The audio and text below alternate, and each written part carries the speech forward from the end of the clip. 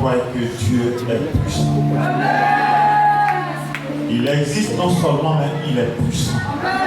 Et à l'heure où je te parle, il est en train de changer ta vie. Il est en train de faire quelque chose. Très souvent, les hommes, ils disent merci à Dieu pour ce qu'il a fait. Ils peuvent même bénir Dieu pour ce qu'il fera demain. Mais il manque de dire merci à Dieu pour ce qu'il est en train de faire maintenant. Je veux que tu élèves la main au ciel, la voix vers ton Dieu, et que tu lui dises, Seigneur, merci pour ton œuvre dans ma vie. Ce que tu es en train de faire maintenant, que mes yeux n'ont pas encore vu, que mon intelligence n'est pas capable de cerner. Mais je sais une seule chose, c'est que tu ne travailles pas pour mon malheur, tu travailles pour mon bien. Et je veux te dire merci. Je veux te rendre toute la gloire. Et je veux te bénir pour cela. Sois élevé, sois magnifié. Sois exalté, mon Seigneur et mon Dieu, mon roi, mon Dieu puissant, mon Dieu fort et redoutable. Celui qui change le cours de ma vie. Sois élevé, sois béni, Jésus. Merci, tendre Père. Nous te rendons toute la gloire ce matin. Au nom puissant de Jésus. Alléluia. Amen. Alléluia. Gloire à Jésus. Dis à ton voisin toutes les mauvaises paroles que le monde des ténèbres avait déclarées contre ta vie. Ce matin sont changées en bonne nouvelle pour toi au nom de Jésus. Alléluia. Amen. Jésus revient et il n'y a pas de petit péché. Alléluia. Déclare cela à ton voisin. Jésus revient et il n'y a pas de petit péché. Déclare cela encore. Jésus revient et il n'y a pas de petit péché. Alléluia. Nous allons prendre les Écritures ce matin. Nous lisons nos deux textes de base qui soutiennent le thème prophétique de ce mois de novembre. Et ensuite, Romains 1, verset 16. Alléluia. Ecclésiaste 10, verset 1. Cantique des Cantiques 2, verset 15. Romains chapitre 1, le verset 16. Alléluia. Gloire à Jésus. Quelqu'un peut-il se tenir debout pour la parole? Amen. Gloire à Jésus. Quand on arrive là, je veux que tu retiennes cela une bonne fois pour toutes. Quand on arrive, au moment où nous faisons la lecture de la parole de Dieu, il faut te tenir debout. Dis à quelqu'un, il faut comprendre ça une bonne fois pour toutes. Quand tu comprends vite, tu es intelligent. Et aux gens intelligents, on ne parle pas plusieurs fois.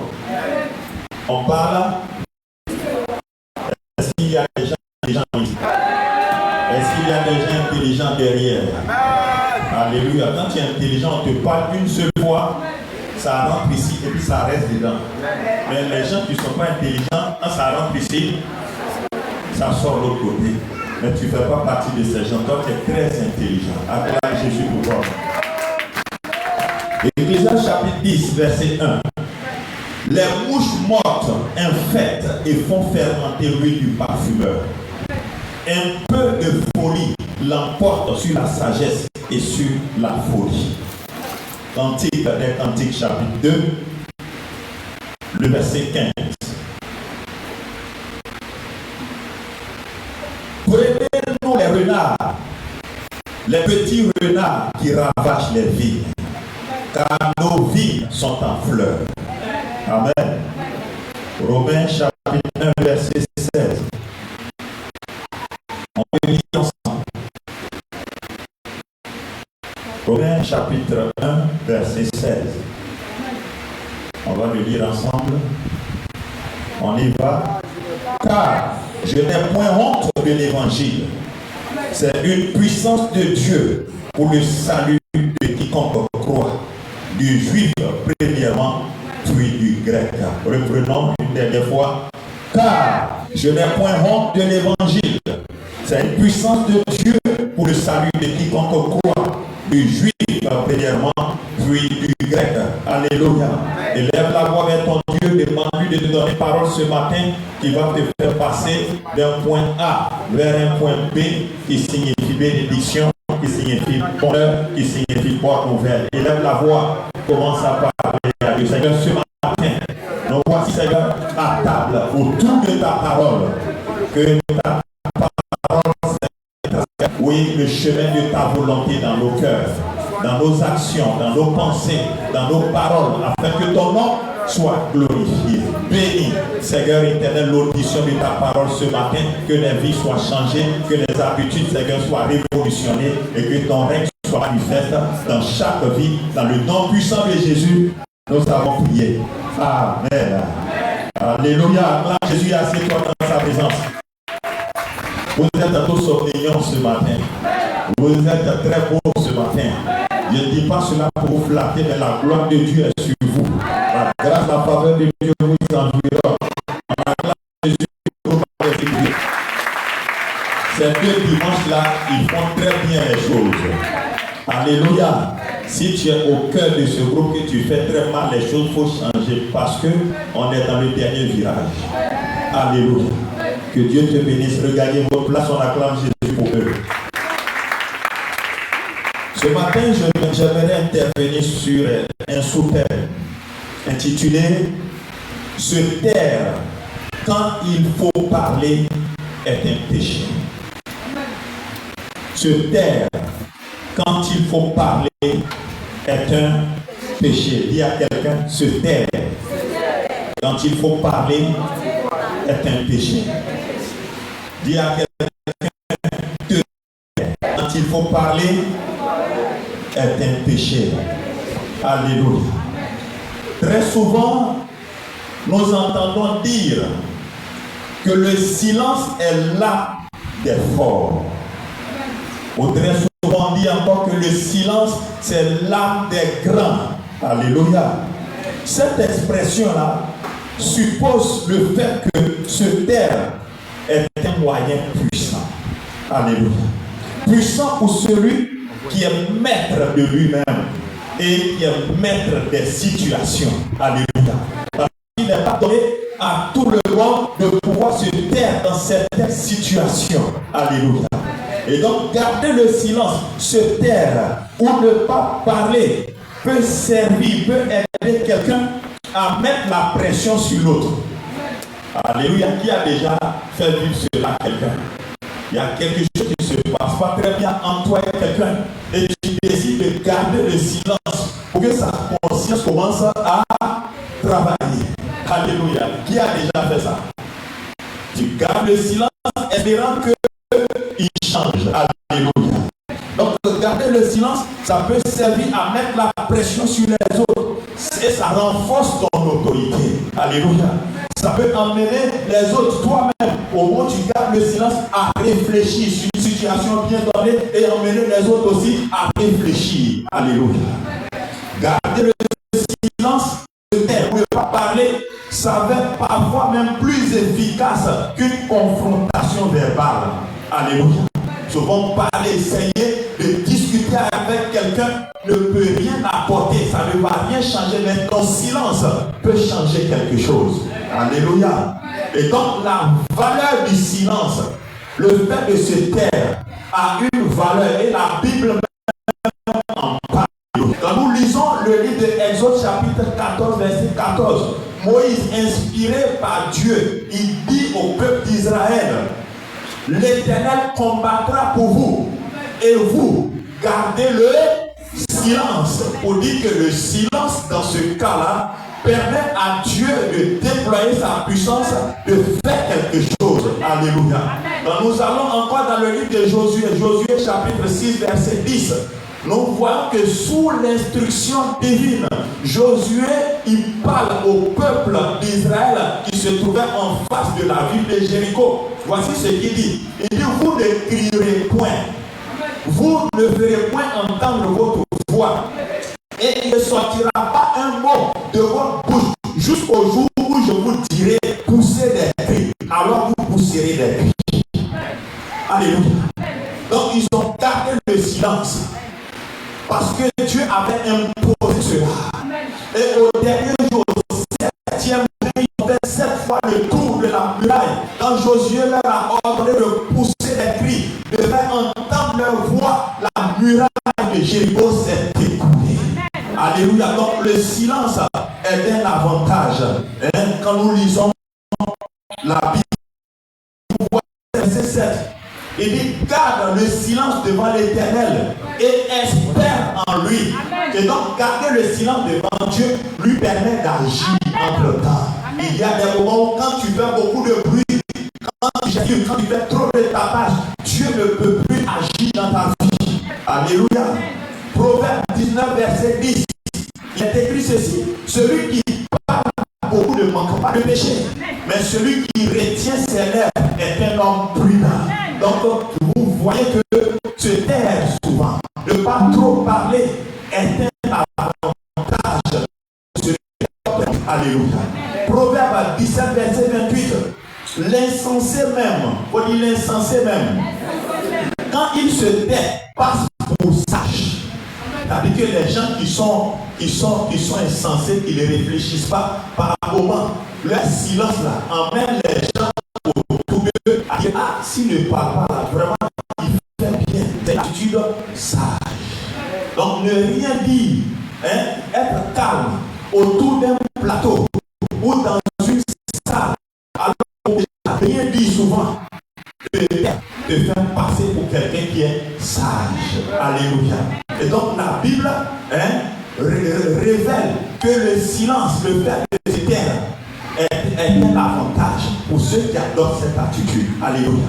Et donc il y a des moments et des occasions où garder le silence, se taire ou fermer la bouche est le reflet d'une marque de sagesse. On dit il est sage, il sait se taire, il sait en parler, il sait se taire. Mais là, lui ne parle pas. Dans des trucs comme ça, lui ne parle pas pour dire qu'il est sage.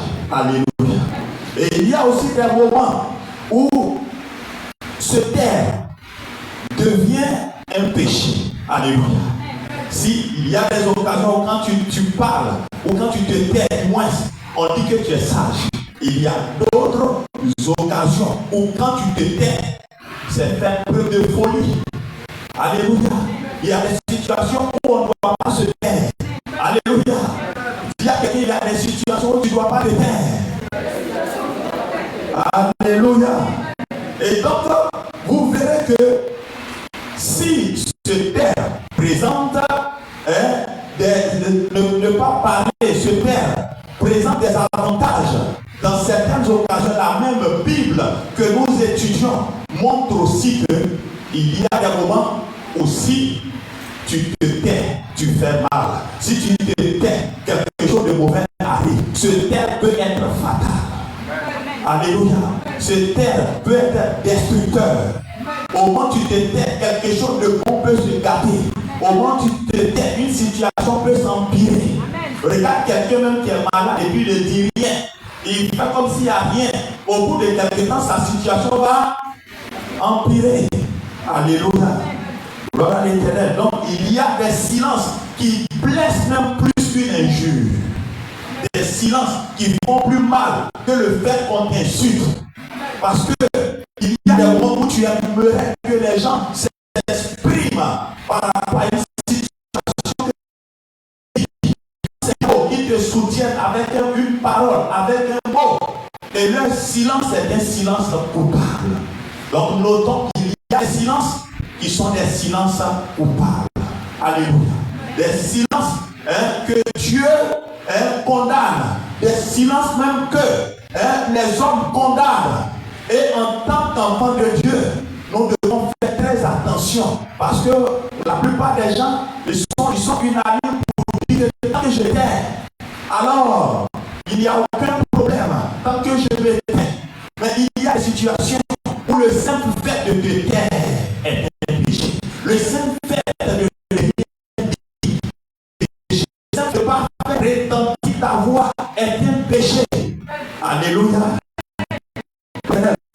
Les gens très souvent, ils se répandent parce qu'ils ont parlé. Oh, si je savais, j'allais me taire. Pourquoi j'ai parlé même? Je ne sais pas ce qui m'a poussé à faire sortir cette phrase. Ils aiment se repentir parce qu'ils ont eu à parler. Mais très souvent, les gens ne se répandent pas du fait que là où ils auraient dû parler, ils se sont tus et que cela a occasionné des conséquences néfastes. Les gens doivent apprendre à se repentir pour leur silence coupable. Les gens doivent apprendre à se repentir pour toutes les fois où, au lieu de parler, pour décanter une situation, ils se sont tus. Ils sont restés dans les quatre murs de leur maison. Ils sont restés dans leur coin, comme si leur bouche avait été fermée avec deux cadenas. Que Dieu aide ses enfants. Et donc, se taire peut s'avérer un péché grave que beaucoup sous-estiment. Première circonstance dans laquelle se taire est un péché. Se taire est un péché quand ce silence cache la vérité. Quand ce silence empêche la manifestation de la vérité. Alléluia. Dans une maison, quelqu'un peut avoir volé la viande dans la sauce. Amen. Ou quelqu'un peut avoir pris quelque chose qui appartient au père ou à la mère dans le réfrigérateur. Au moment où il a pris cette chose, quelqu'un dans la maison, un frère ou une soeur l'a vu.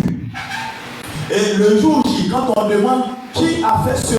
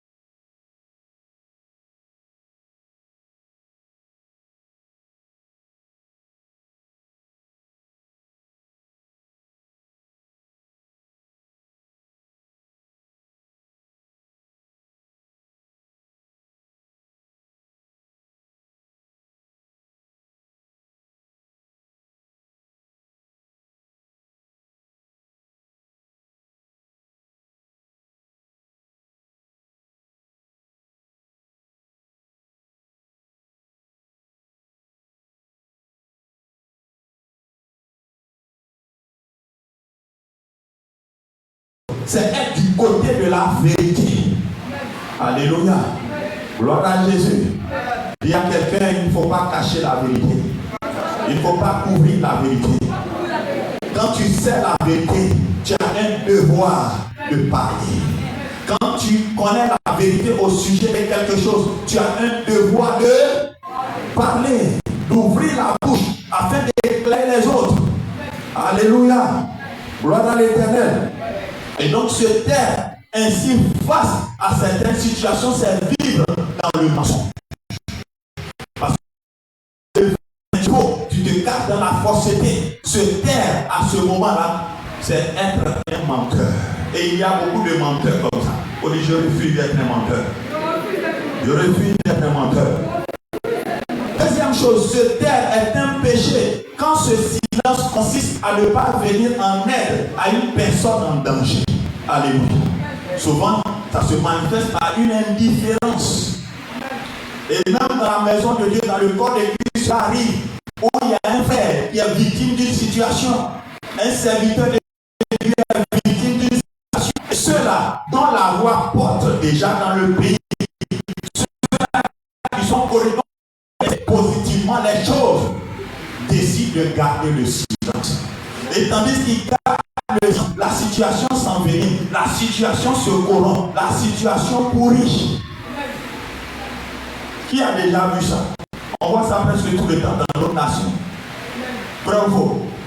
Où personne, aucun frère ou un frère en Christ refuse de soutenir l'autre alors que par sa voix, il peut régler des choses. Par sa prise de parole, qui peut décanter la situation. Et les gens décident de se murer dans un silence. C'est un silence coupable. Un silence. Moi, je n'ai rien fait. Pourquoi on voulait? Moi, je suis dans mon coin. Est-ce que j'ai parlé? Si j'avais parlé au moins pour dire quelque chose de mauvais, là, j'étais coupable. Mais je n'ai rien dit. Je suis resté dans mon coin. Ton silence est un silence coupable. Parce que c'est une passivité coupable. Ton silence fait que cette situation qui était anormale se développe à une certaine échelle. Tu dois refuser de te taire quand Dieu t'a élevé et t'a positionné quelque part où ta voix peut porter. Alléluia. Gloire à l'Éternel. Et quand on parle des représentants de la nation, les députés, c'est ce que leur voix doit faire. Ils représentent qui? Ils représentent le peuple. Parce qu'ils représentent le peuple, il y a des situations sur lesquelles ils ne peuvent pas se taire. S'ils se taisent, ils deviennent coupables, ils deviennent complices du mal qui est fait. Ils sont pour nous représenter. Alléluia. Gloire à l'Éternel. Gloire à Jésus. Et donc, il y a des moments où un frère en Christ qui passe par des moments difficiles, par des équations compliquées, a besoin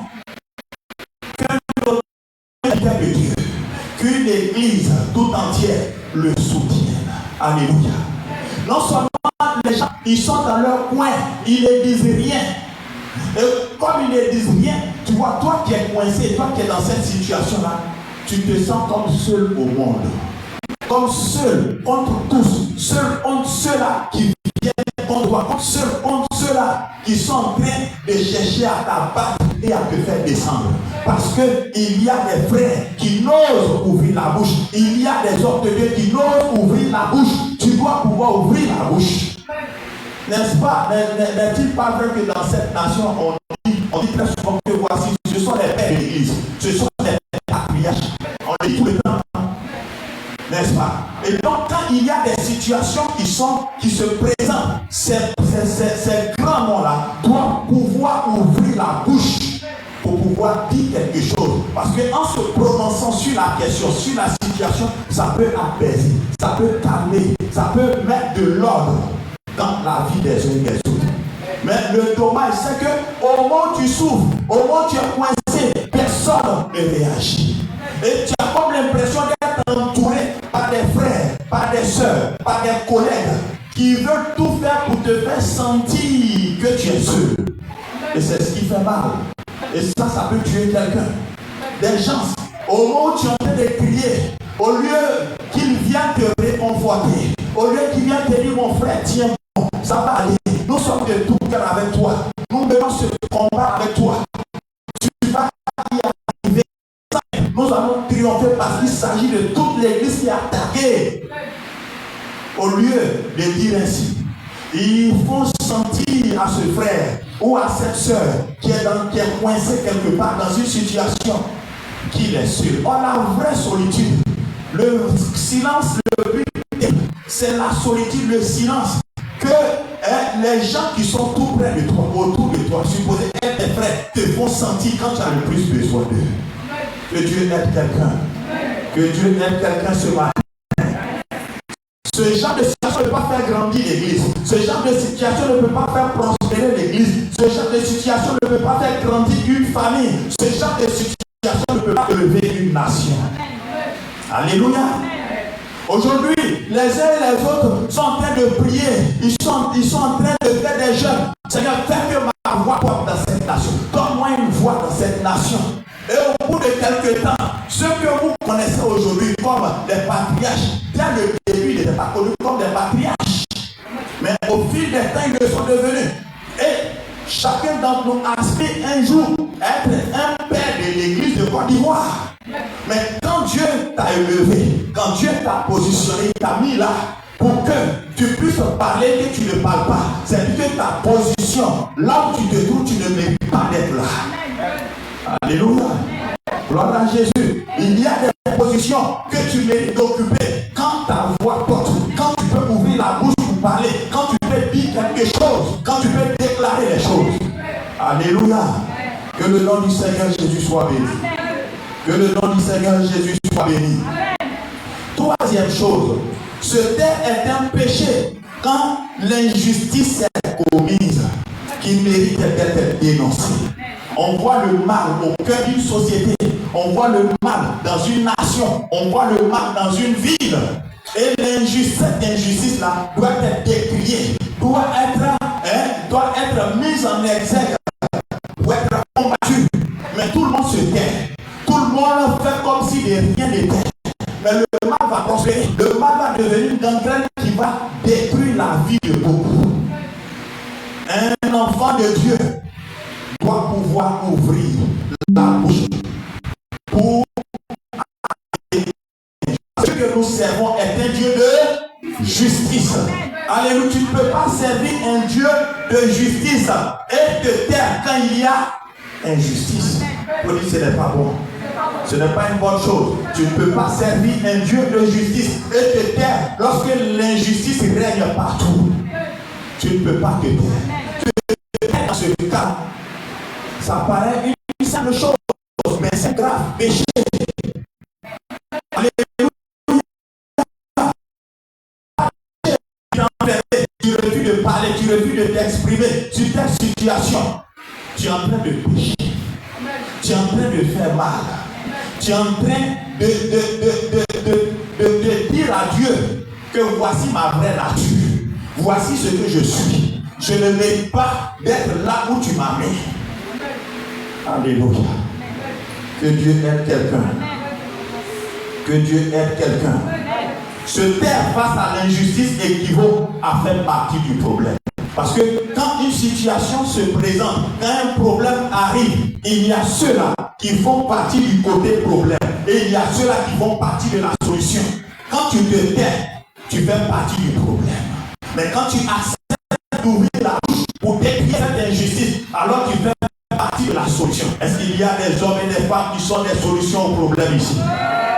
Est-ce que tu reconnais que tu es là sur cette terre en tant que solution à une injustice, solution à un problème qui se vit autour de toi, dans ta famille, dans ta région, dans ta ville, dans ton village, dans ta nation? Est-ce que tu crois cela? Oh, je ne le sens pas. Je ne le sens pas très bien. Je ne le sens pas très bien. Alléluia. Je veux des hommes et des femmes remplis et pris de justice. Alléluia, parce que notre Dieu est un Dieu de justice. Il dit recherchez le royaume de Dieu et sa justice. Et toutes choses vous seront ajoutées par-dessus. Donc nous sommes dans un royaume de justice. Et donc les enfants de Dieu doivent être sensibles à tout ce qui est injustice. Dès que l'injustice commence à se pointer, les enfants de Dieu sont sensibles. Ils sont sensibles. Ils sont sensibles. Ils sont sensibles. Et vous verrez que dans cette affaire, quand les voix au-dessus, ceux qu'on appelle les patriarches, tant qu'ils ne s'expriment pas, et que toi, qui es inconnu, tu n'as pas encore une icône, et que tu décides de parler contre ces choses-là, il y a comme un retour, il y a comme des représailles, des forces néfastes sortent même de l'église pour venir t'attaquer, pour venir te faire mal, parce que tu as décidé de prendre position pour la vérité, prendre position pour la parole. Mais pourquoi est-ce que vous occupez ces postes? Vous devez occuper ces postes-là pour bien faire les choses. Vous devez occuper ces postes-là pour donner votre opinion sur la situation. Parce qu'il y a des opinions quand ça que Dieu a établi sur la nation. Quand cette position-là, ce point de vue jaillit, même les autorités qui étaient peut-être engagées dans des poursuites contre quelqu'un peuvent se calmer. Alléluia. Gloire à Jésus. Et je prie que dans cette génération d'entre, ta voix porte. Que ta voix porte. Que ma voix porte. Que notre voix porte. Et en tant qu'Église, notre voix doit porter. Alléluia. Gloire à Jésus. Il ne s'agit pas de se retrouver pour faire des prières seulement. Mais quand il y a une menace contre le corps de Christ, on doit pouvoir ouvrir la bouche pour parler. Alléluia. Gloire à Jésus. Gloire à Jésus. Le mal, c'est que à un moment donné, les gens se disent que si tu parles, tu deviens responsable de ce que tu as dit. Donc ils veulent rester silencieux. Ils veulent rester là à se taire pour ne pas porter une responsabilité quelconque. Mais se taire, c'est être responsable. C'est être irresponsable. Alléluia.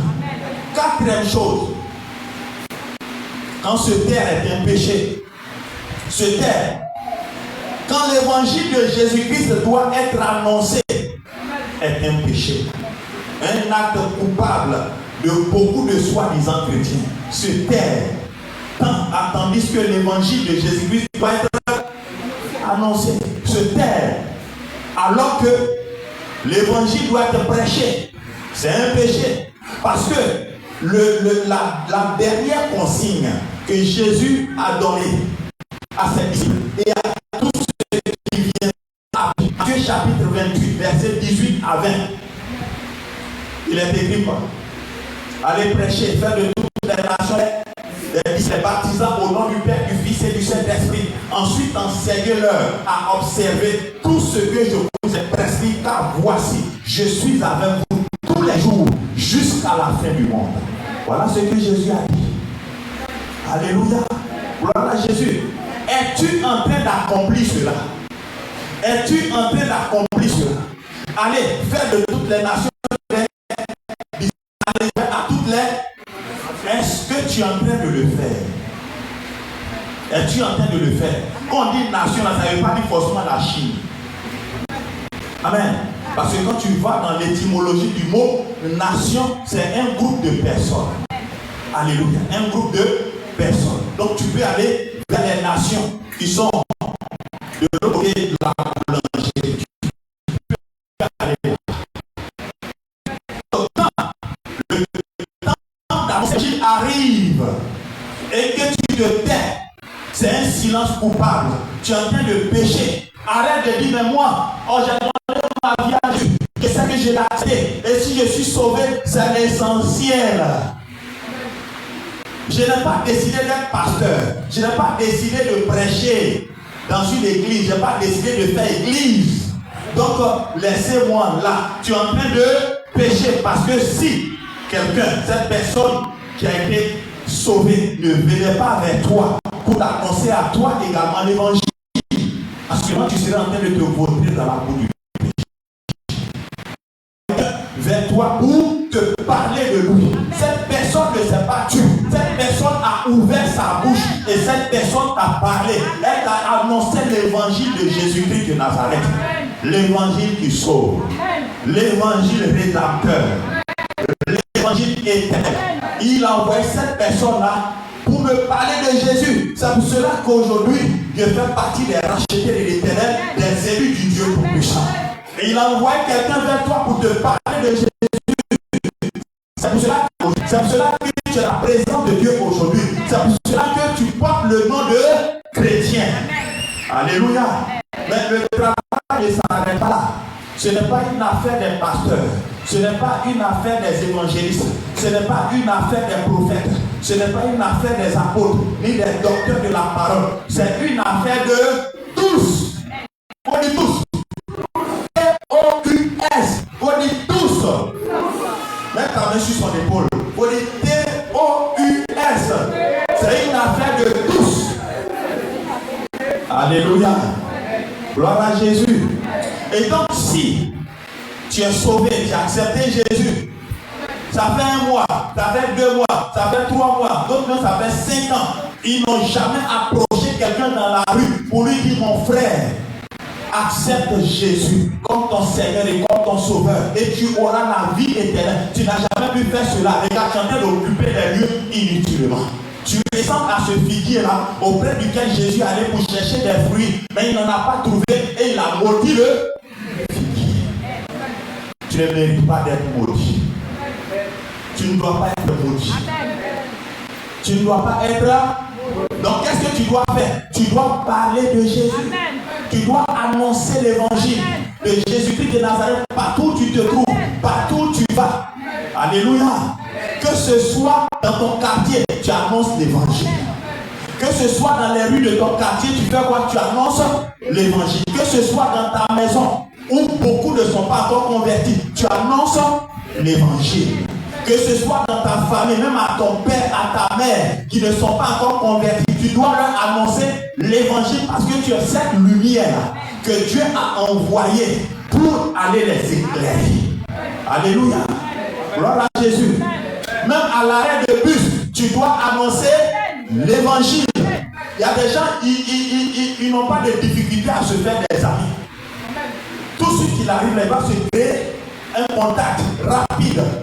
Mais ils ne disent rien de bon. Ils ne disent pas de bonnes choses. Et souvent, regardez bien. Le Saint-Esprit, il part tantôt d'une manière, tantôt d'une autre. Tu peux aller, tu peux aller rencontrer des personnes qui t'attendent chez elles. Tu arrives.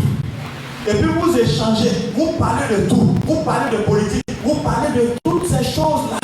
Alors que ces personnes-là savent que toi, tu es un chrétien. Tu parles, et puis après vous clôturez, et puis tu rentres chez toi. Mais ces gens-là, ils vont se dire, ah donc il est si facile de vivre avec les chrétiens comme ça. Il est si facile de vivre avec eux. Parce qu'il n'est même pas un peu rocailleux. Il n'est même pas, il blesse même pas un peu même. Il est doux comme ça. Il n'a même pas parlé de nos vices. Il n'a même pas parlé de nos péchés. Il n'a pas parlé de nos réalités. Et souvent toi-même, quand tu as parlé, tu as parlé de beaucoup de choses et que tu n'as pas annoncé Jésus. Regarde, quand tu retournes là, au fond de toi, tu es un peu triste. Si tu es vraiment un enfant de Dieu, tu es un peu triste. Tu es un peu triste. Tu es un peu triste. Alléluia. C'est que tu as péché. Parce que Dieu donne des occasions d'annoncer l'évangile à ses enfants. Mais ceux-là, qui ont le zèle pour le royaume, le zèle de l'évangile de Jésus-Christ, ils sont dynamiques, ils se mettent en mouvement. Amen. Amen. Tu peux dire facilement ma copine. Le monsieur ne c'est même pas ton gars, c'est pas ton mari, mais tu l'appelles mon chéri, parce que tu veux vendre des trucs. Mon chéri, regarde comment ça vaut. Mon chéri, ma chérie, regarde. Ma copine, regarde. Mais tu ne peux pas ajouter l'évangile à cela. Mais c'est que ta vie, elle est minable. Si tu ne peux pas parler de Jésus, c'est que tu as échoué. Si tu ne peux pas parler de Jésus, c'est que tu as démissionné de ta position. Si tu ne peux pas parler de Jésus, c'est grave. Dis à quelqu'un, se taire est un grave péché. Quand il s'agit d'annoncer l'évangile, se taire est un mal grave. Quand il s'agit de parler de Jésus, se taire est comme un poison. Quand il s'agit de parler de Jésus. Parce que ce silence-là est un silence coupable, un silence qui détruit.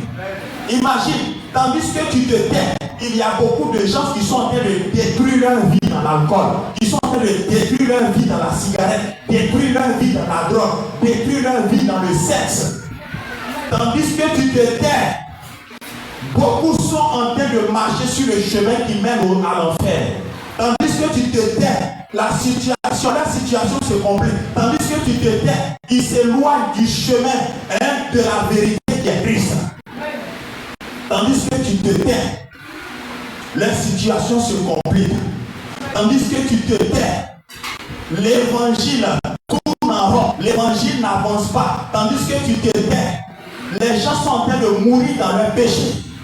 Regardez, si vous prenez les journaux ce matin, vous apprendrez qu'un tel s'est noyé, un tel a péri, un tel a été poignardé, un tel a été égorgé, un tel est mort dans un accident de la circulation.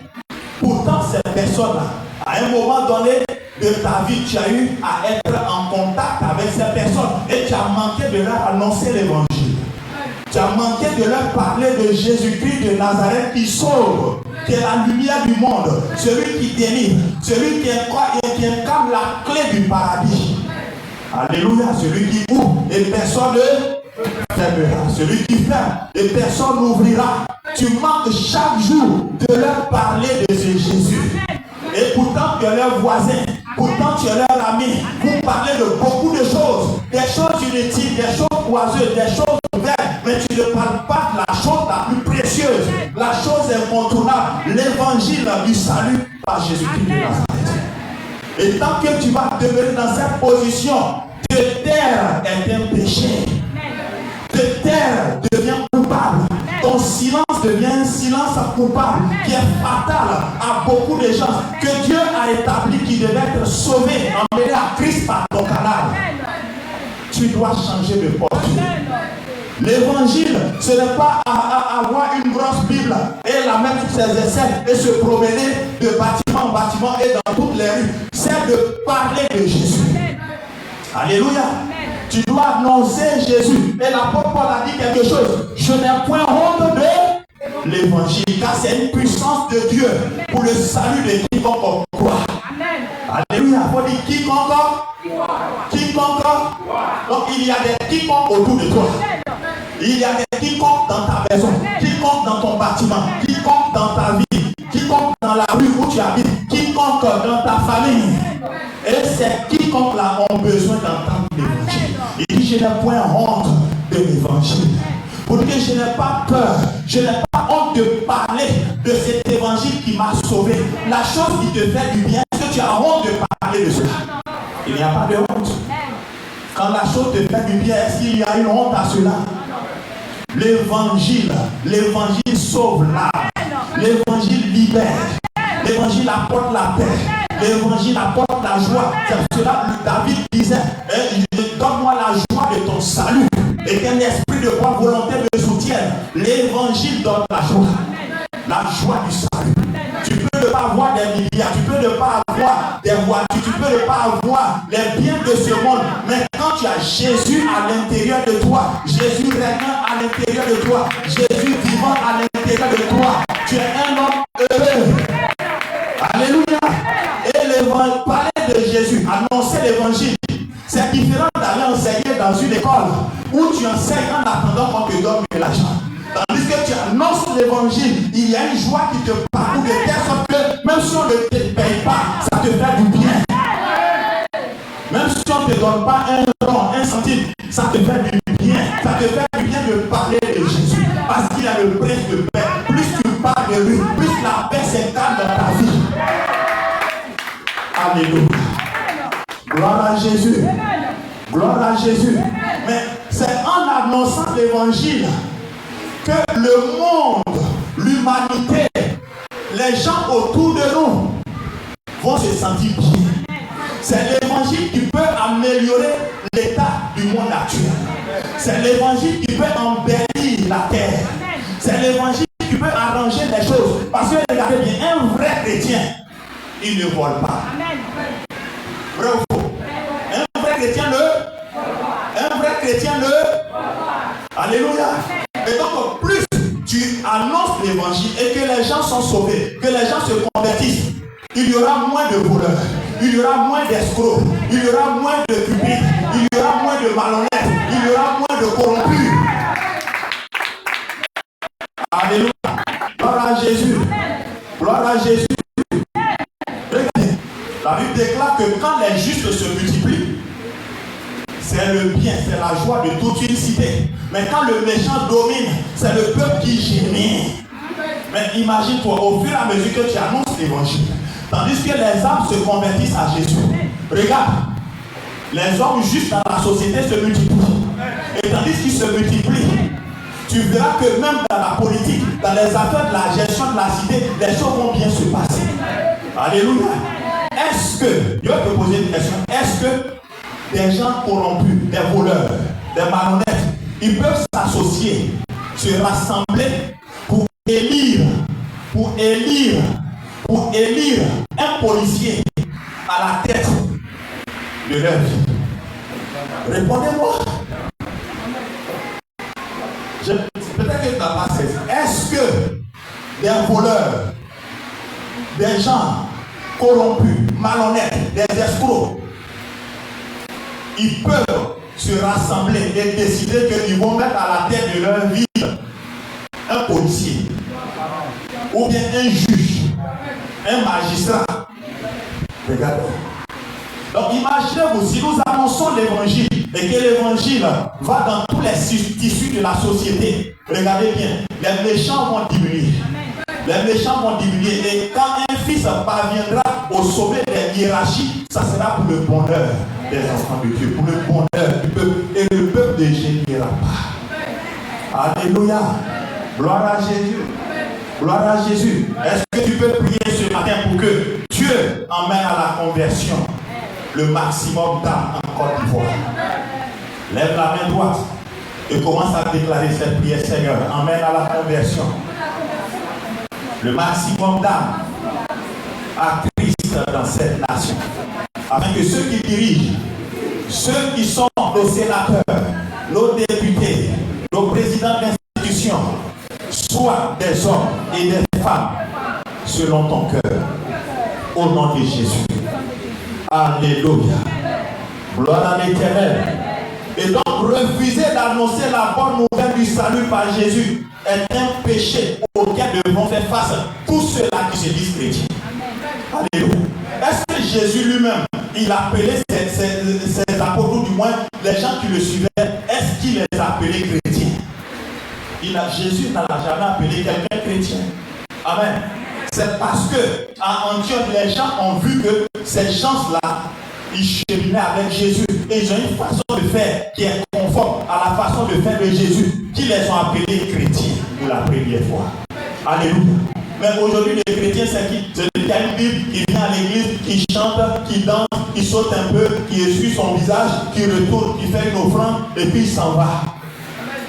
Le disciple, c'est celui-là qui suit, qui adhère à l'enseignement d'un maître.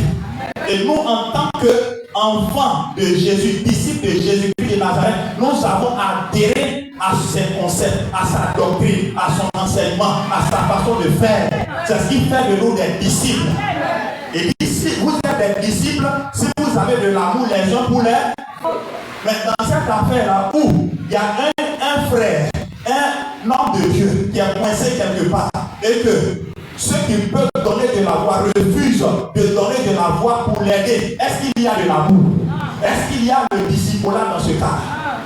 Alléluia. Alléluia. Vous êtes mes disciples. Si vous avez ou vous aimez les uns les autres, si vous avez de l'amour les uns pour les autres. Amen. Il dit encore, vous êtes mes disciples si vous gardez la parole.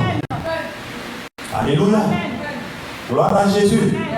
Tu dis que tu es chrétien, tant mieux, tu peux avoir ta Bible, tu peux même danser, tu peux même sauter. Mais si tu es un disciple, tu gardes la parole de Dieu. Les authentiques disciples gardent la parole de Christ. Ils gardent la parole de Jésus, ils n'ont pas honte d'appliquer cette parole à leur vie. Quand l'apôtre disait, je n'ai pas honte de l'évangile, il voulait dire que j'ai accepté son enseignement, j'ai accepté les enseignements de Christ, j'ai accepté sa doctrine et je suis prêt à obéir à sa doctrine, à mettre en pratique tout ce que j'ai appris de lui. Jean chapitre 13, verset 17, il dit, si vous savez ces choses, vous êtes heureux pourvu que vous les pratiquiez. Le bonheur réside dans la pratique de ce que tu as reçu du Maître Jésus. Alléluia. Beaucoup de gens sont dans la maison de Dieu et ils souffrent. En principe, ils étaient dans le monde, ils souffraient. Mais maintenant, en Christ, ils doivent être libres. Parce que Christ nous a franchis. Vous connaissez la vérité et la vérité vous rendra libre. Mais comment se fait-il qu'à nouveau vous souffrez? Pourquoi? Parce que vous n'êtes pas en train d'être disciple de Jésus-Christ. Vous êtes en train de suivre la foule. Les disciples travaillent activement pour l'avancement du royaume, pour que les âmes soient sauvées, parce que c'est la dernière volonté de Jésus.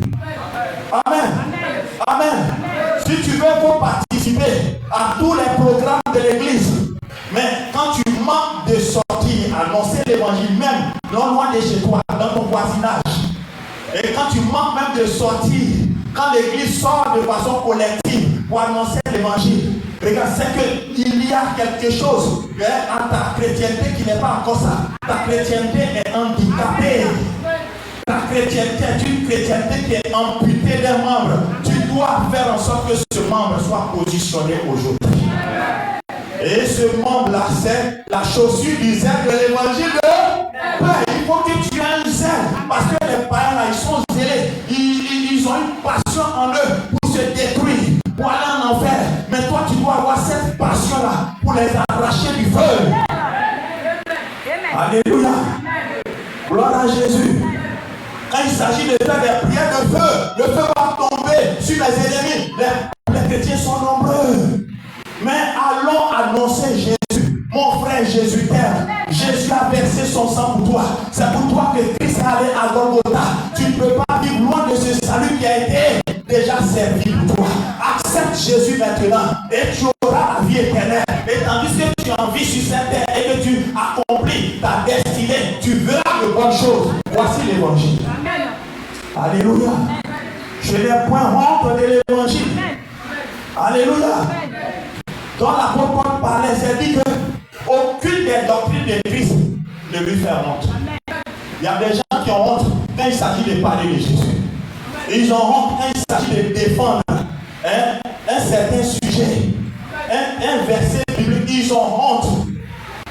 Ils ne sont pas les défenseurs de l'évangile. Tu dois être un défenseur de l'évangile. Tu dois être un défenseur de l'évangile. Et quand tu es un disciple de Jésus, tu t'assois et puis tu regardes quelles sont les questions que les gens ont l'habitude de poser aux gens qui vont évangéliser pour essayer de leur créer des complications. Tu t'assois, tu étudies toutes ces choses-là. Et quand tu sors, tu es imbattable. Avec le Saint-Esprit avec toi, il ne peut pas te ramener à leur bord. C'est toi qui les ramènes. Et tu leur diras à chaque fois, passons à l'autre bord. Parce que là où tu te trouves, c'est très mauvais. Passons à l'autre bord avec Jésus. Alléluia. Gloire à l'Éternel. Et donc se taire peut être fatal. Se taire, c'est être coupable de grands péchés. Parce que beaucoup de gens sont en train d'aller en enfer. Si tu te tais, le mal se fera. Regardez bien dans l'histoire du peuple juif en Perse avec la reine Esther. L'oncle de Esther, il allait voir Esther. Il lui dit, il faut que tu donnes maintenant de la voix. Il faut que tu parles maintenant. Parce que qui sait, si c'est parce que ce temps-là devait arriver que tu devais être la solution, que Dieu t'a fait parvenir, monter à la royauté. Esther était en train d'hésiter. Elle était en train d'hésiter. Et Mardochée a déclaré, si tu te tais maintenant, sache que le secours des Juifs viendra d'autre part, et toi et ta famille, vous périrez aussi. Alléluia. Gloire, il y a des moments où on ne peut pas se taire. Se taire est condamnable. Se taire, c'est aller contre le royaume des cieux. Se taire, c'est aller contre l'évangile. Tu ne peux pas te taire. Quand tu vois la soeur, la fille de ton quartier, avec la robe qui est fendue comme ça, jusque là, et puis elle s'en va, regarde, même si tu n'avais rien à dire, tu as quelque chose à dire, là, tu as quelque chose à dire. Alléluia. Gloire à Jésus. Quand tu vois ce frère-là en train de dandiner pour rentrer chez lui, tu as ciblé sa demeure, tu t'en vas le visiter pour lui dire la fois dernière, voici dans quel état tu es. Il faut que tu sortes de là. Parce que les ivrognes, les alcooliques n'entreront pas dans le royaume des cieux. Les gens ils font ça, mais ils comprennent, ils savent que dans leur état d'essence de folie là, ils savent qu'il y a un enfer, ils savent qu'il y a un paradis, ils savent cela parce que Dieu a ancré ces choses-là dans la nature. Tu ne peux pas aller contre cela. Alléluia.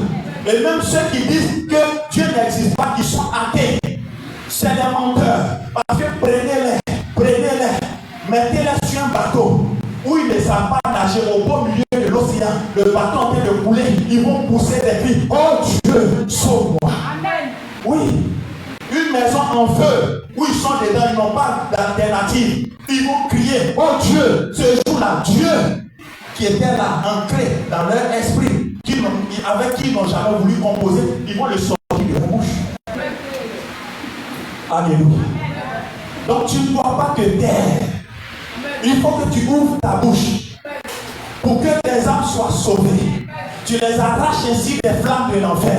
Et en le faisant, toi aussi tu es béni. Jean chapitre 15 verset 16.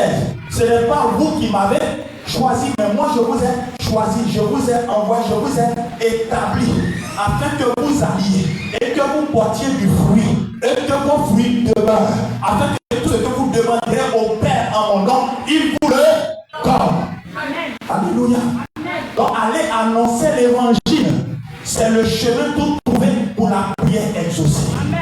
C'est le chemin tout trouvé pour que tes prières aient des réponses. Tant que tu te tais, tant que tu refuses d'aller annoncer l'évangile, regarde, il ne sert à rien de courir pour dire je veux le visa, parce que l'évangile même donne des visas. Amen. Amen. Amen. Vous recevrez une puissance, le Saint-Esprit survenant sur vous et vous serez les témoins où? À Jérusalem. Maintenant, on va maintenant en Judée. On a voyagé, non?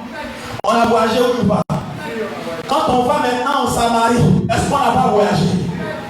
Et quand on va maintenant jusqu'aux extrémités de la terre, ça c'est pas voyage. L'évangile fait cela. L'évangile fait cela. L'évangile fait cela.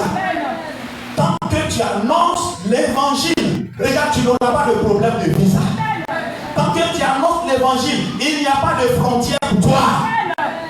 Dieu te fait passer les frontières.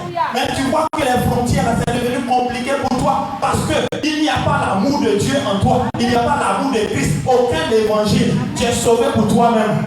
Mais là encore, il faudrait qu'on se pose la question. Parce que quelqu'un qui est sauvé, véritablement, il est soucieux du salut des autres. Mais si toi, tu ne te soucies pas du salut des autres, c'est qu'il y a un point d'interrogation sur ton salut. Un point d'interrogation sur ta conversion. Ce n'est pas une conversion hier. C'est pas encore ça. C'est pas encore ça. Parce que quand tu as Christ en toi, tu aimes ton frère. Et aimer ton frère suppose que tu ne veux pas qu'il finisse en enfer. Alléluia. Que la main du Seigneur Jésus soit sur toi. Que la main du Seigneur Jésus soit sur toi. Quand tu te tais, alors que ton père est calomnié devant toi, quand tu te tais, alors que ta mère est calomniée devant toi, quand tu te tais, alors que ton frère, ton ami est calomnié devant toi, regarde, tu es en train de commettre un grand péché. Parce qu'un véritable fils, un véritable père, un véritable frère, un véritable ami, quand il entend quelqu'un parler mal de toi, avant même de te voir, avant même de chercher à te dire quoi que ce soit, il prend ta défense. C'est ça, un vrai fils, un vrai père, une vraie mère, une vraie fille, un vrai ami. Mais les gens sont en train de calomnier, disent des choses. Depuis tu es là, tu écoutes.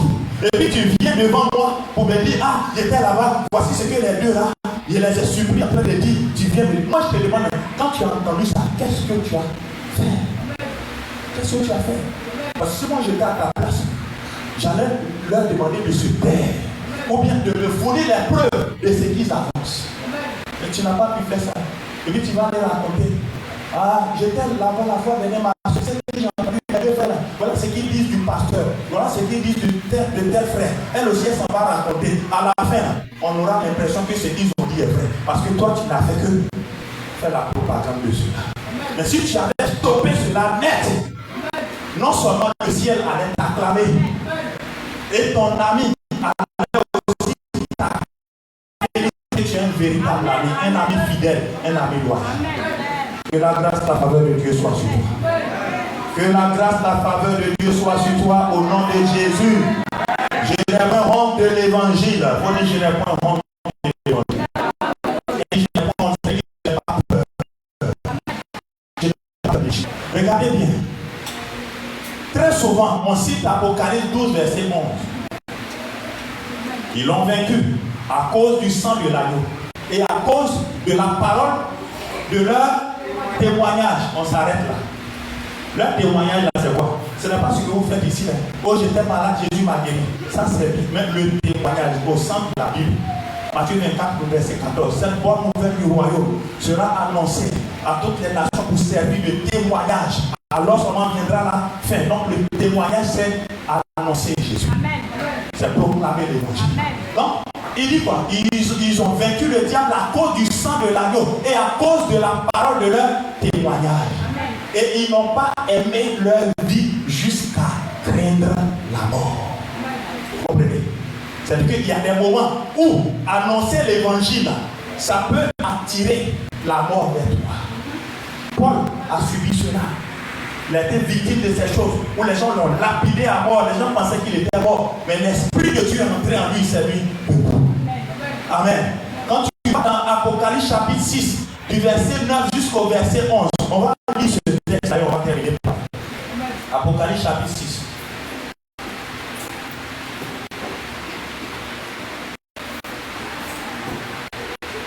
verset 9 à 11. Je lis la parole de Dieu. Quand il ouvrit le 5e sceau, je vis sous l'autel les âmes de ceux qui avaient été immolés à cause de la parole de Dieu et à cause du témoignage qu'ils avaient rendu. Ils criaient d'une voix forte en disant: jusqu'à quand, Maître saint et véritable, tardes-tu à juger et à tirer vengeance de notre sang sur les habitants de la terre?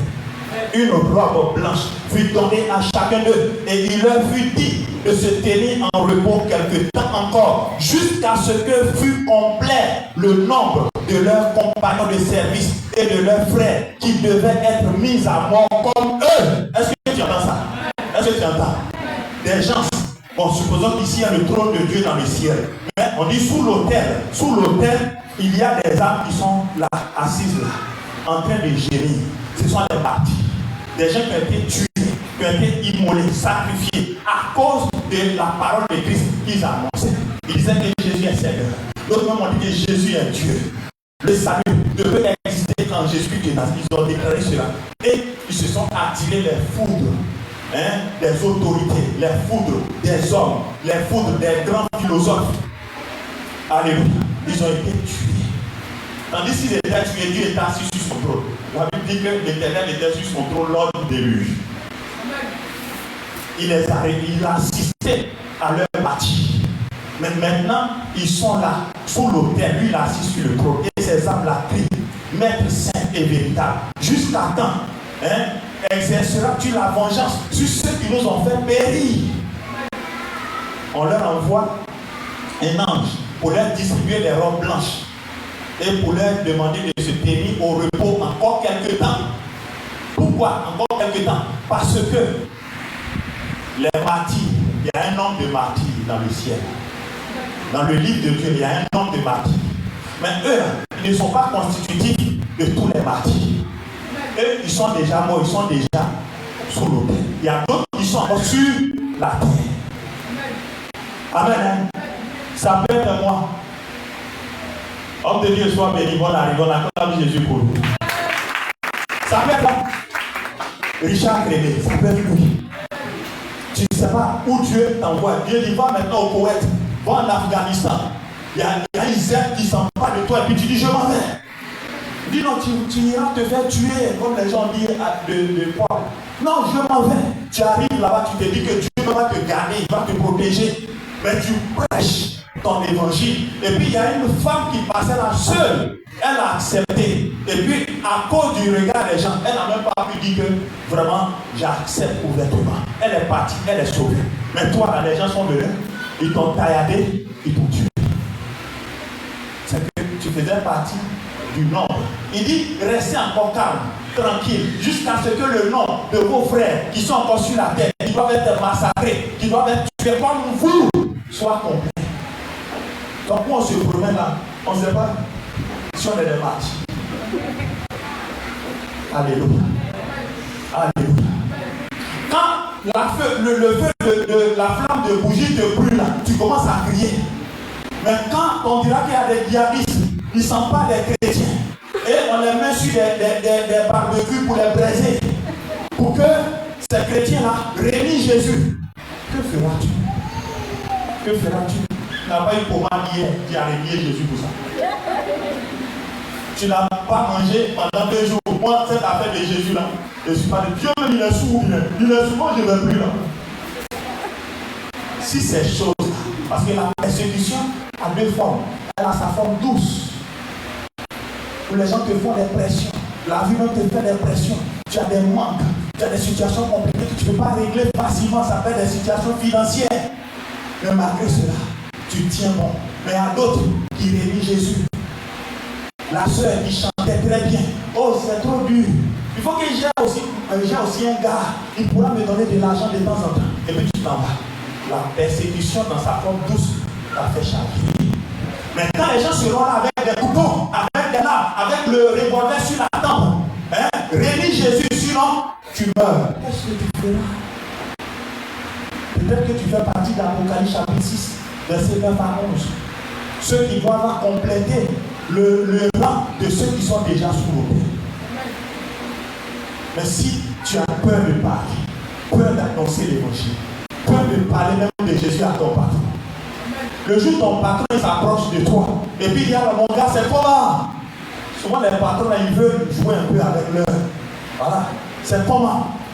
Tu dis c'est Jésus qui est. C'est quoi ça? C'est comment? Tu dis c'est Jésus qui est. Est-ce que tu vas bien? Tu dis Jésus est. C'est lui là, il a un langage bizarre. Qu'est-ce qu'il veut lui faire même? Il veut t'emmener à l'autre bord. Alléluia. Gloire à Jésus. Gloire à Jésus.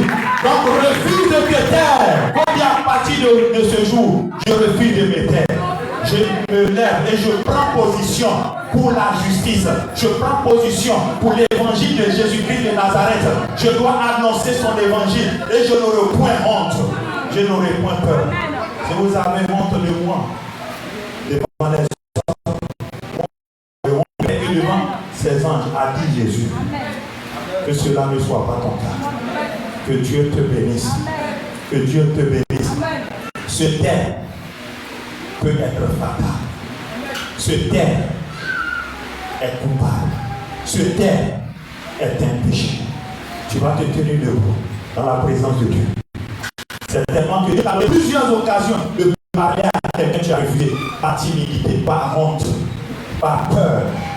Tu vas demander à Dieu de te pardonner cela. Élève la voix, commence à demander pardon à Dieu. Seigneur, fais-moi grâce. Pour toutes les fois où tu m'as donné l'occasion, l'opportunité de parler de toi. Et je n'ai pas saisi cette opportunité. Je te prie de me pardonner, Jésus. Je te prie de me pardonner, Seigneur. Je te prie d'avoir compassion de moi. Je te prie de me pardonner, Jésus. Aie compassion de moi. Lave-moi avec ton sang. Purifie-moi avec son sang. Et donne-moi un nouveau départ aujourd'hui. Et fais cette prière au nom de Jésus.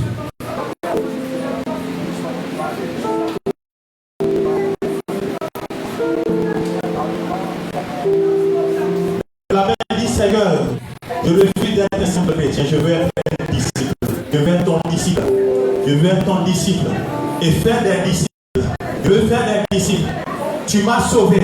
Et je veux être un instrument pour sauver des multitudes. Seigneur,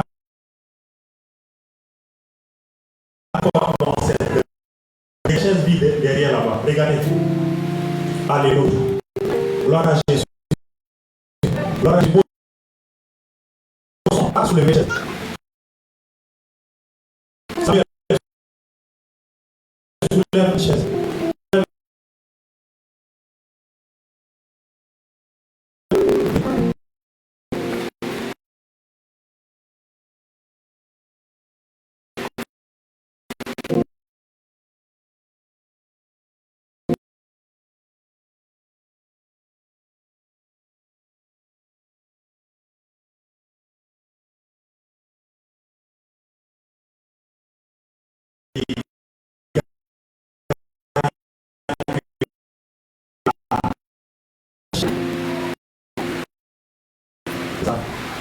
Si elle parle de Jésus à son lieu de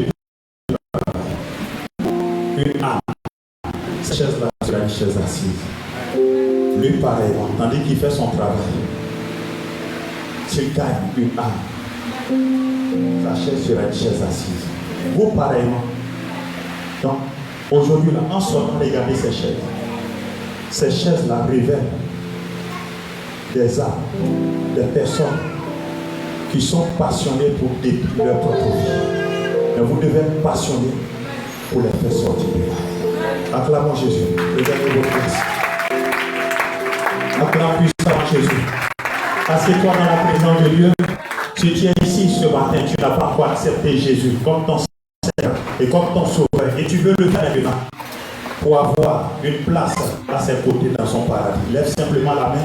Jésus veut te recevoir. N'aie pas honte. Ne pas honte, ne te jette pas. Tu veux accepter Jésus comme ton Seigneur et comme ton Sauveur. Tu veux le faire maintenant. Jésus te tend la main. Lève simplement la main. Et Jésus va te recevoir. Alléluia. Acclame puissant le Seigneur. Grâce. Et je te bénis pour ce moment. Merci. de ce que tes enfants retournent ici avec le zèle de l'évangile de paix. Que la gloire pour toi te revienne. Nous te bénissons, nous te célébrons, parce que à partir de maintenant, il refuse de se taire. Il parle de Jésus-Christ de Nazareth pour gagner des âmes, pour sauver des vies, pour arracher des âmes des flammes de l'enfer. Que ton nom soit béni. Au nom de Jésus. Dis Amen, toi voix. Acclame le Seigneur. Acclame le Seigneur.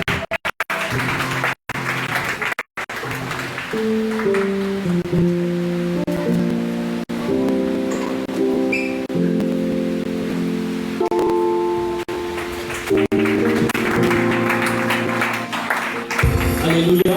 Acclame fortement le Seigneur Jésus. Vous êtes déjà acclame le Seigneur. Si le message a fait, acclame le Seigneur Jésus. Amen. Nous sommes bénis de ta position. Le message a impacté positivement ta vie. Tu as appris quelque chose ce matin. Le Seigneur, par le canal de la papa, a pris ta vie pour ce message. Tu vas prendre la main de papa et tu vas remettre sa vie entre les mains du Seigneur Jésus. Qu'il soit toujours cette bouche autorisée, qu'il soit cette langue du Seigneur. Merci pour ton papa Seigneur. Nous te prions éternellement, je prie. Merci pour ton serviteur l'apôtre Wilfrid.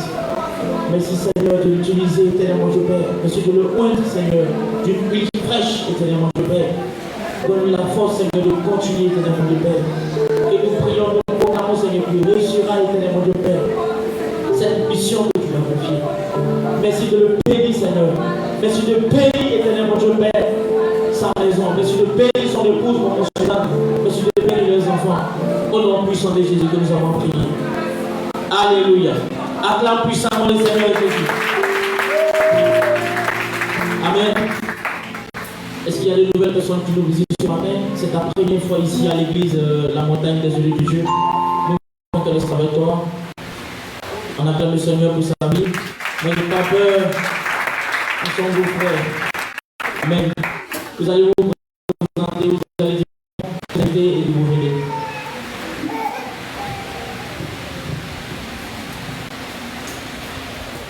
Salut à tous. Le nom est Manuela.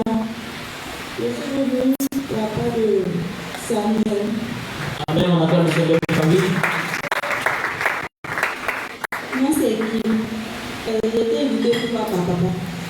Amen. On acclame le Seigneur. Vous demeurez debout, s'il vous plaît. Restez debout, s'il vous plaît.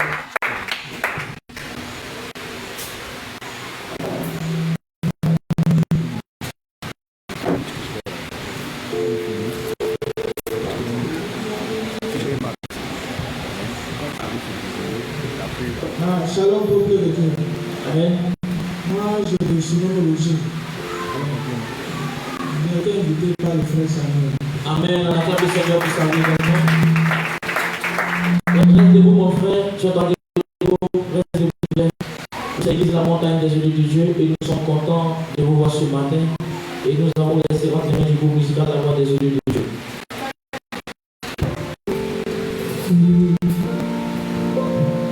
Bienvenue, oh bienvenue, bienvenue, sois bienvenue, oh bienvenue, bienvenue, bienvenue, Suisse et soyez bienvenus, que Dieu vous bénisse, bienvenue.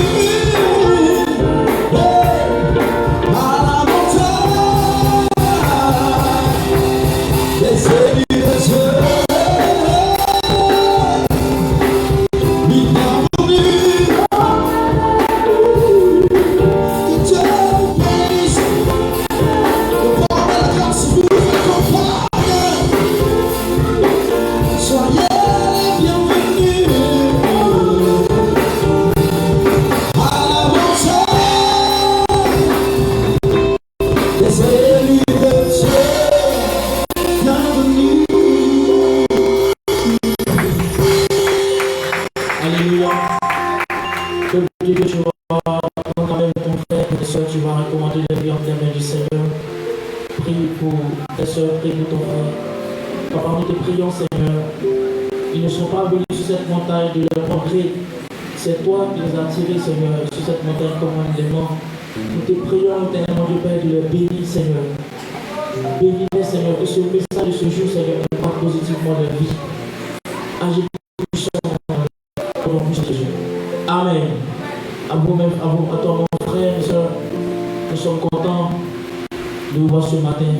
Notre souhait, c'est que vous fassiez de cette église votre lieu de prière et d'adoration, et nous croyons que le Seigneur Jésus vous bénira. Ne soyez pas pressés, juste à vous recevoir. Amen. On acclame le Seigneur pour la vie. Vous pouvez vous asseoir dans la présence du Seigneur Jésus. Amen. Nous recevons la secrétaire pour les dernières annonces de la journée. On acclame le Seigneur pour sa vie.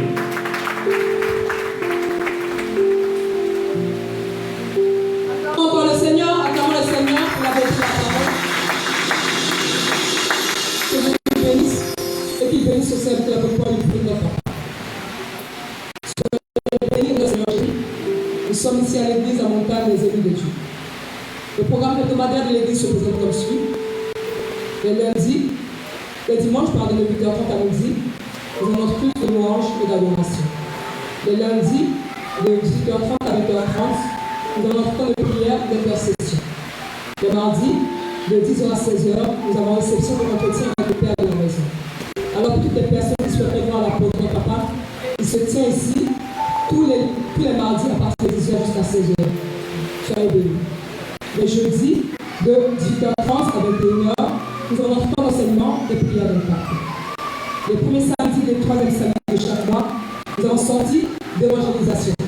En ce qui concerne l'évangélisation, l'Église est présentement engagée dans une phase d'évangélisation dénommée Opération Sauver pour sauver les autres sur la base de Jacques 5, au verset 19 à 20. À travers cette nouvelle opération évangélique, chaque élu de Dieu, membre de cette Église, est appelé à montrer son engagement aux côtés du Seigneur, en gagnant jusqu'à fin décembre 2025 3 nouvelles âmes qui seront véritablement établies dans son royaume et dans sa maison au nom de Jésus-Christ. Alors, Papa vient de nous le dire encore, levons-nous pour l'évangélisation, levons-nous pour le royaume de Dieu partout où nous sommes, soyons des gagneurs d'âmes pour la gloire de Dieu. Amen. Par conséquent, des prospectus sont disponibles et distribués pour l'accomplissement de cette mission. Assurez-vous de ne pas entrer sur le prospectus, car chaque moment de Dieu dans les Écritures est pour le bien de chaque élu de Dieu. Le veillées mensuelles ont lieu tous les 3 mois, de 23h à 5h du matin. Pour le mois de décembre, elle se tiendra le jeudi 31 décembre 2025 au vendredi 1er janvier 2026. Ce sera là notre veillée de traversée. L'action de grâce mensuelle a lieu tous les premiers dimanches du mois. Pour ce mois de décembre, elle se tiendra le dimanche 7 décembre 2025. Ici à l'église à Montagne des élus de Dieu, nos journées de charité ont lieu tous les deuxièmes dimanches du mois. Pour le mois de décembre, elle aura lieu le dimanche 14 décembre 2025. Nous invitons tous ceux qui désirent intégrer le département au sein de l'église de bien vouloir prendre attache avec notre membre. Alors, à la vie de toutes les femmes de Bémel, nous informons les femmes qui se tiennent juste après le culte une réunion concernant les préparatifs des fêtes de Noël. Restons sur place. N'oubliez pas de vous abonner sur la page Facebook de l'église, Église à Montagne des élus de Dieu, on abrégé EMEL. Demeurez bénis sur cette montagne des élus de Dieu. Au nom de notre Seigneur Jésus-Christ, on répond Amen.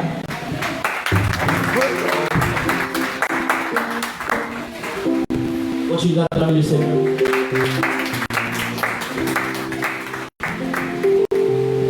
Alléluia. Le sous-thème développé par notre papa aujourd'hui, c'était quand il faut parler est un péché. Les textes basiques sont Ecclésiaste 10, verset 1, Cantique des Cantiques 2, verset 15 et Romains 1, verset 16. Amen. On va se tenir debout pour recevoir notre papa. On acclame le Seigneur pour sa vie. Acclame le Seigneur Jésus.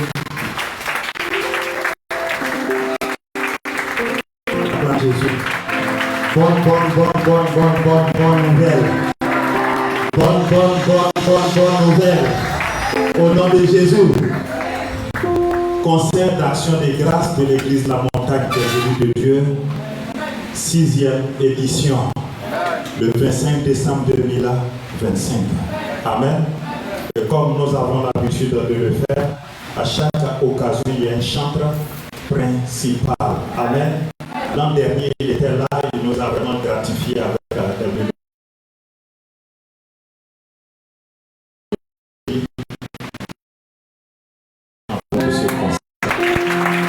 Il est serviteur de Dieu.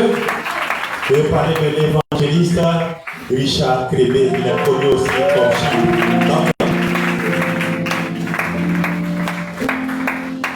Acclame Jésus. Alléluia.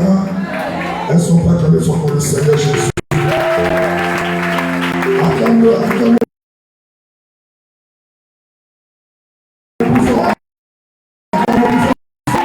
Alléluia.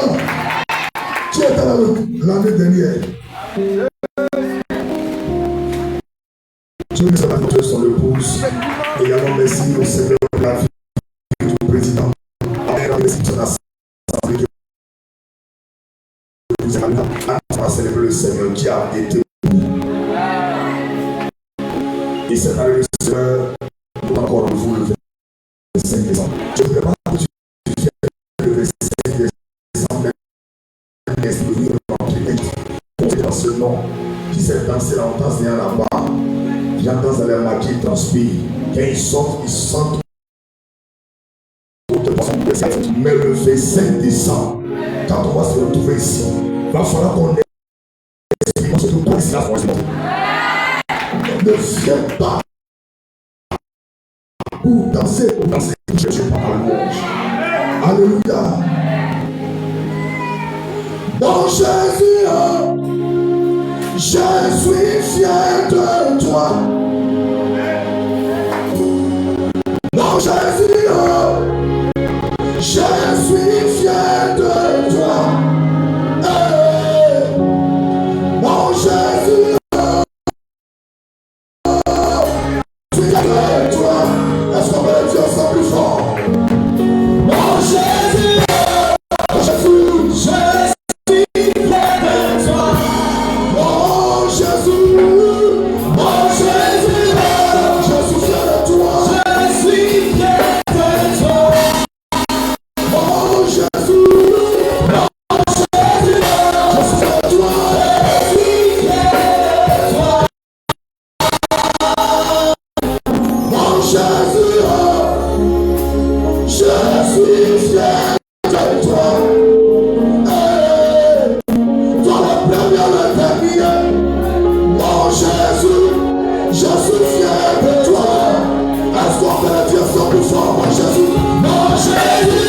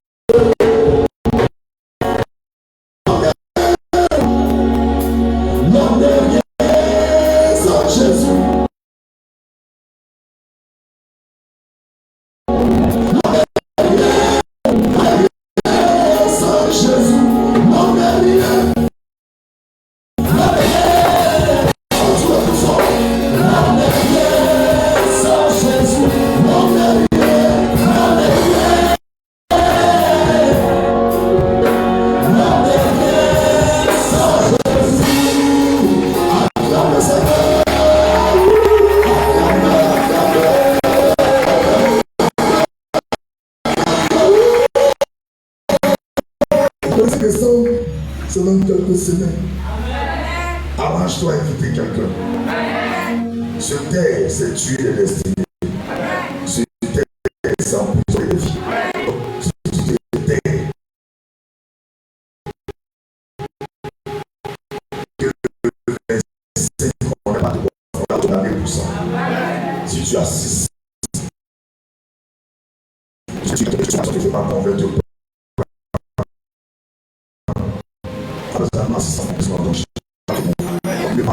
je vais inviter quelqu'un à ce programme pour bénéficier de la grâce de Dieu. C'est écrit. Tu vas inviter. Tu vas inviter quelqu'un. Ce qui est bon, c'est que c'est gratuit. C'est ça, non? C'est gratuit. Et parce que c'est gratuit là, tu dois venir au moins 4 personnes, 5 personnes. Alléluia. Et parce que c'est le même 25 décembre que les papas offrent des cadeaux à leurs enfants. Nous, notre papa là, il est au ciel. Non, tu n'as pas dit amen.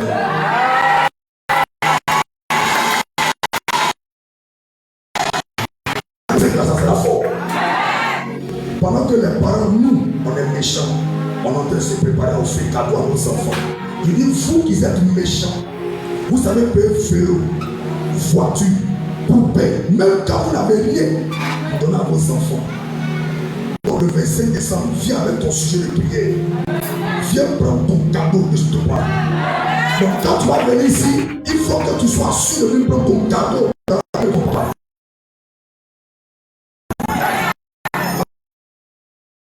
Ton cadeau. Est-ce qu'il y a bien sur son cœur même? J'aime pas. Donc comme c'est la fête de Noël et que tous les pères donnent des cadeaux, je viendrai pour dire papa, je suis venu prendre la clé de ma maison. Je suis venu prendre la clé de ma nouvelle voiture. Je suis venu prendre l'enfantement.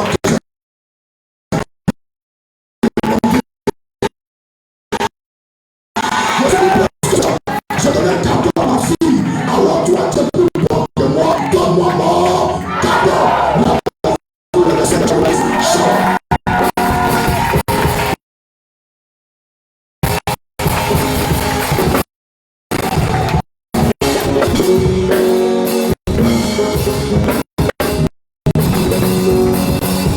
Alléluia.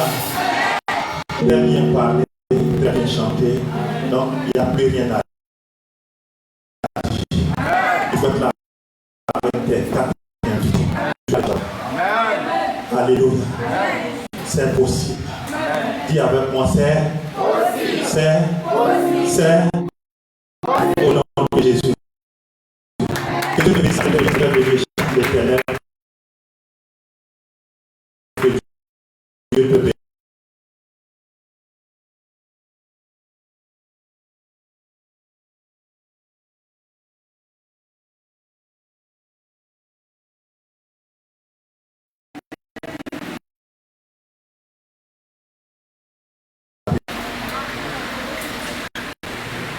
Alléluia.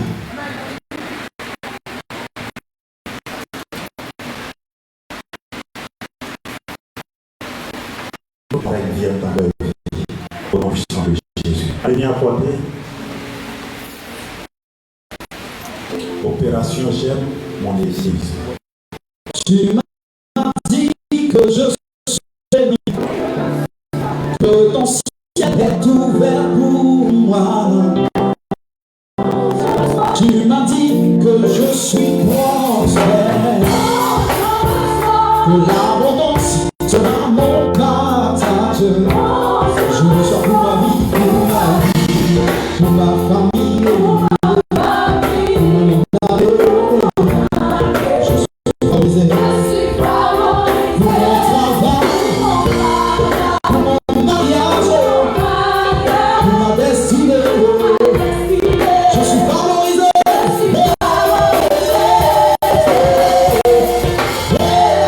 Je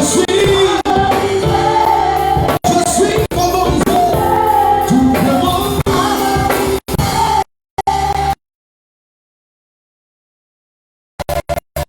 Et tous ceux qui apportent dans cette saison, chacun, c'est Christ à revenir d'acquérir son propre terrain et bâtir sa propre maison au nom de Jésus. Acclamez le Seigneur. On peut faire Darius le dimanche prochain. Donc toi qui n'as pas encore contribué, tu peux le faire. La Bible déclare que nous devons pleurer avec nos fleurs, nos frères qui pleurent. Et c'est voici la Donc, ne manque pas de contribuer. Que Dieu te bénisse. Est-ce que tu as été béni ce matin? Salue la présence de Dieu. Tiens-toi dans sa présence. Lève-le au ciel. Que l'Éternel te désirade. Que l'Éternel fasse lui sur toi et qu'il t'accorde sa grâce. Que l'Éternel tourne sa face vers toi et qu'il te donne la paix ensemble. Amen. Amen. Amen. 2025. Dominé sur le péché. Mois de novembre 2025. Jésus revient et il y a